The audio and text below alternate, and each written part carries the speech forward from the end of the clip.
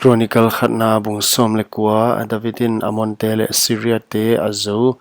huan huainungin hiji hong hiya amon swan te kumpipa nahash asia asikin atapa invai ahom hi Davidin apan hon he pi zel ziakin ken leng nahash tapa hanun ka he pi sam ding achia hujin Davidin apa tungtang thu a lungmuan ding in mi te asol hi huan David mi te amon swan te gama hanun kyanga ama lungmuan ding in avatung hi hima le hamon hila le amon swan ten a heu tu ten a le so le ama le amon swan heu tu ten hanun kyanga David in napa aza tak zia ka lungmuan ding in mi na kyanga hon sol hi naging ta a hiya ami te gam hi seding in a enchian lel a enchian le en heding a na kyanga hong pai a hi khamo ding wamo achi hi u hi Hujin hanunin David mite amana a khamul u amet mai saka huan apuan silte u alai taka atobu u khupha nim nem in atan saka apai sakta hi hujin kwate hiamin amite ana hi dan David ki avahil wa huan adon ding in mi asola amaula azumma ma ngal u hi kumpipan na khamul u asaunon ma Jericho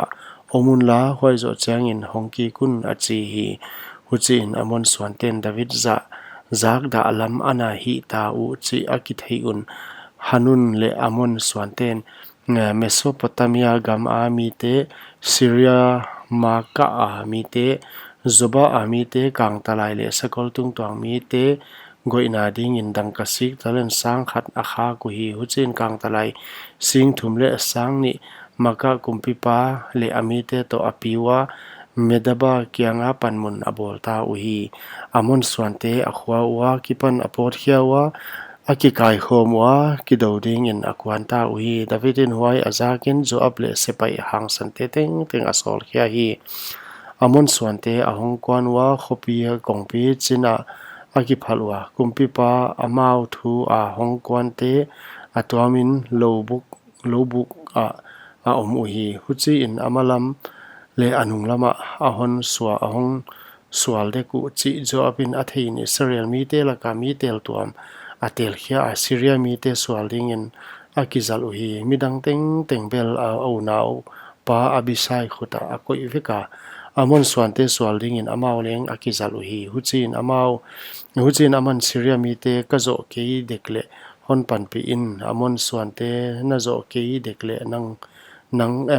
dekle ka hun pan pi ding hang sante ken omun la imite le ipathian khwate humin ki pasal sak ding u topan hoi asak bangzel in hi hen achi hi hujin job le akyanga miten ki dona muna Syria mite avanai uwa hujin ama atai ke ku hi amon swanten Syria mite atai ke ku chi athai un amau leng au nau pa abisai ma atai ke ta wa khwa ata alu tu hi hujin job Israel apa hujin job